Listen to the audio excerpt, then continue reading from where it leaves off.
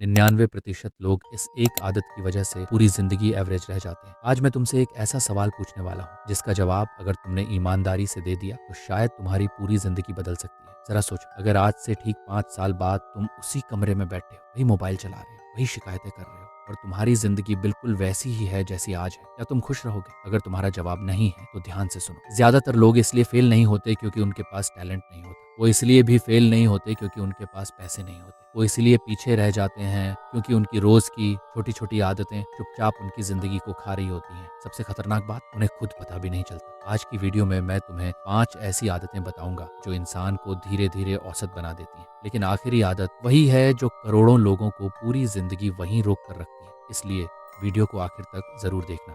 चलिए शुरू करते हैं।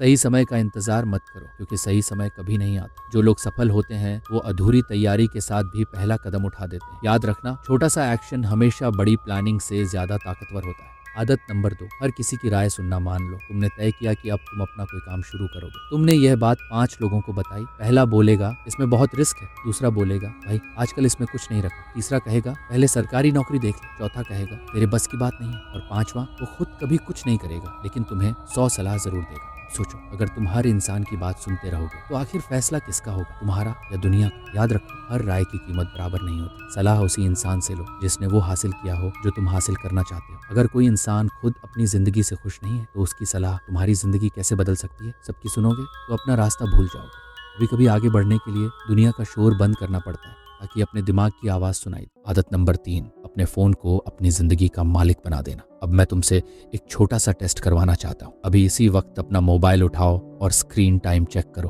अगर वहाँ 4 घंटे, 5 घंटे या उससे भी ज्यादा लिखा है तो 1 मिनट के लिए सोचो, अगर यही समय तुमने रोज कोई नई स्किल सीखने में लगाया होता, एक नई भाषा, वीडियो एडिटिंग, कोडिंग या अपनी फिटनेस पर, तो आज तुम कहाँ होते? समस्या मोबाइल नहीं है, समस्या ये है कि आज मोबाइल तुम्हारा टूल नहीं, तुम्हारा मालिक बन चुका है। हर 5 मिनट में नोटिफिकेशन, हर थोड़ी देर में एक नई रील, फिर एक और देखते ही देखते 1 घंटा गायब। सबसे खतरनाक बात पता है, तुम्हें लगता है कि तुम आराम कर रहे हो लेकिन तुम्हारा दिमाग लगातार थक रहा होता है। इसे अटेंशन रेसिड्यू कहते हैं। जब तुम हर कुछ सेकंड में अपना फोकस बदलते हो तो दिमाग पहले वाले काम से पूरी तरह बाहर नहीं निकल पाता, उसका थोड़ा हिस्सा वहीं अटका रहता है। इसलिए बाद में जब तुम पढ़ने बैठते हो या कोई जरूरी काम करते हो तो ध्यान ही नहीं लगता। फिर लोग कहते हैं मेरा फोकस बहुत कमजोर है। नहीं, तुम्हारा फोकस कमजोर नहीं हुआ, तुमने उसे हर दिन थोड़ा थोड़ा बांट दिया। याद रखना, जिस इंसान का अटेंशन कंट्रोल में है भविष्य उसी का है।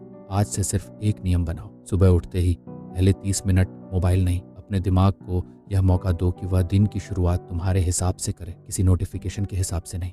आदत नंबर 4, खुद की तुलना दूसरों से करना। सोशल मीडिया खोलते ही किसी की नई कार दिखाई देती है, किसी की विदेश यात्रा, किसी की नई नौकरी, किसी की लग्जरी लाइफ, फिर अचानक तुम्हें लगता है मैं तो बहुत पीछे हूँ। लेकिन एक बात हमेशा याद रखना, तुम उनकी पूरी जिंदगी नहीं देख रहे, तुम सिर्फ उनकी हाईलाइट रील देख रहे हो। कोई भी इंसान अपनी हार, अपने आंसू, अपनी असफलता या अपनी सबसे बुरी रात सोशल मीडिया पर नहीं दिखाता, वो सिर्फ जीत दिखाता है।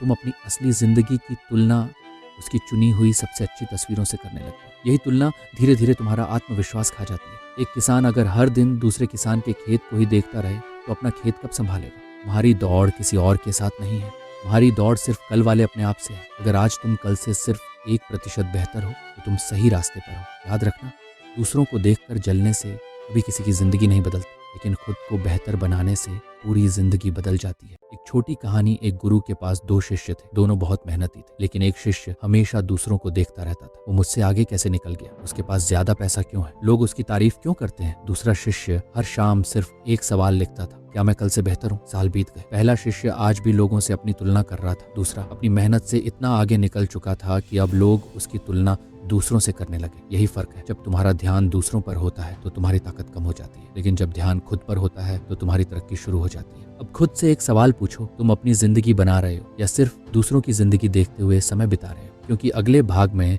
हम सबसे खतरनाक आदत की बात करेंगे, वही आदत जो लाखों लोगों को सपने देखने तक सीमित रखती है लेकिन कभी उन्हें सफल नहीं होने देती।